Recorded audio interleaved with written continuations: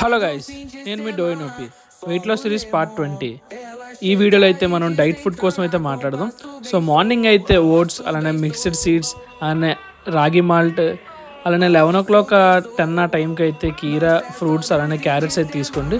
So మధ్యాహ్నం curry విషయంలోకి వస్తే fish curry, paneer curry, egg bhurji, chicken curry, ఇందులో ఏవైనా కూడా సెలెక్ట్ చేసుకోండి.